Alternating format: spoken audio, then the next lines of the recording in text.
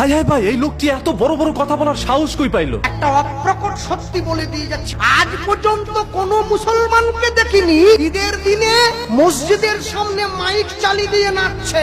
আজ পর্যন্ত কোন খ্রিস্টানকে দেখিনি যীশু খ্রিস্টের জন্মদিনে মুরগি কেটে পুকুরের কোনায় বসে খাচ্ছে। কালী পূজার বিসর্জনের দিন হিন্দুকে দেখেছি মাকে টলিতে তুলে দিয়ে মদ খেয়ে নাচতে নাচতে যাচ্ছে, বলে আসছে বছর নাকি আবার হবে। ভাই তাড়াতাড়ি এই ভিডিওটি শেয়ার করে রাখেন যাতে করে সকল মানুষের কাছে এই বার্তাগুলো পৌঁছে যায়। আমার বাড়ির পাশে একটু দূরে একটা মসজিদ আছে, আমি ভালো করে ঘড়ি ধরে মিলিয়েছি, সেটা দিনে 5 বার নামাজ পড়ে মুসলমান। ভোর 5টায়, দুপুর 12টায়, বিকেল 3:30টায়, বিকেল 5টায়, সন্ধ্যে 7টায়। একদিন, দুদিন, 3 দিন, 1 সপ্তাহ মিলিয়েছি, নামাজের সময়টা 1 মিনিট এদিক ওদিক হয়।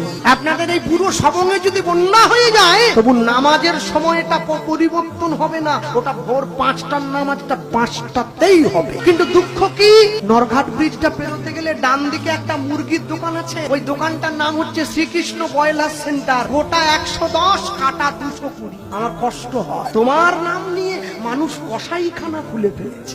1 মাস ওরা রোজা পালন করে, সকালবেলা সূর্য ওঠার আগে মুখটা ধুয়ে নেয়, একটুখানি খেয়ে নেয়, সারাদিন উপবাস না খেয়ে থাকে, সন্ধ্যেবেলা একটু জল আর খেজুর খেয়ে উপবাসটা ভঙ্গ করে। পরে কি খাবে সেটা বড় কথা নয়, 1 মাস তো পালন তো করে। আর আমার বাড়ির মা বোনেদেরকে বললে কি গো একাদশী করবে না, বলে না এবারটা হবে না পরের বারটা হবে। আমি কি একাদশী, বাকিরা সবাই দোষী, সবাইকে নিয়ে মরবো। ওরা সময় করে নামাজটা পড়ে আর আমার বাড়ির মায়েরা বোনেরা সময় করে পরনিন্দা পরচর্চা নিয়ে ব্যস্ত হয়ে থাকে। একটা অপ্রকট সত্যি বলে দিয়ে যাচ্ছে, আমি জানি না আমার কণ্ঠস্বর মাইকের মাধ্যমে কত দূর পর্যন্ত যাচ্ছে। আজকে আমার আপনার বাড়ির পাশে সবং, দেমাখানি, ওইদিকে কি সবার এড়াল, বুড়াল, খেপাল যা আছে, আমার রাধামনপুর, পুরুলিয়া, বাঁকুড়া, মেদিনীপুর, মুর্শিদাবাদ, আমার আপনার বাড়ির পাশে আপনারা যে মুসলমান ভাইদেরকে দেখছেন, এই মুসলমানরা কেউ আরব থেকে আসেনি, এরা কেউ ইরাক থেকে আসেনি। আরবের মুসলমান বাংলা বলতে পারে না, ইরাকের ইসলামরা বাংলা বলতে জানে না।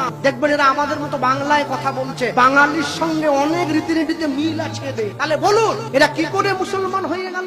এখনো বলছি সময় আছে, নিজের বাড়ির ছেলে মেয়েগুলোকে বাবাকে বাবা বলে ডাকতে শেখাবেন, ড্যাড নয়। মাকে মা বলতে শেখাবেন, মম নয়। বাড়ির ছেলে মেয়েরা পড়াশুনো করে বাবার কাছে 2 দিন পরে এসে বলে ড্যাড তুমি, হ্যাঁ, দাঁড়িয়ে দেবে বাড়ির থেকে। আরে একই তো ব্যাপার, আমরা যাকে লাউ বলি ওরা বলে কদু, আর ওরা যাকে দরবেশ বলে আমরা বলি সাধু। আমরা যাকে বাবা বলি ওরা বলে আব্বা জান, আর আমরা যাকে কীর্তন বলি ওরা বলে আজান। বাস স্ট্যান্ডে দাঁড়িয়ে রয়েছি, এমন সময় দেখছি একজন মা এসেছে।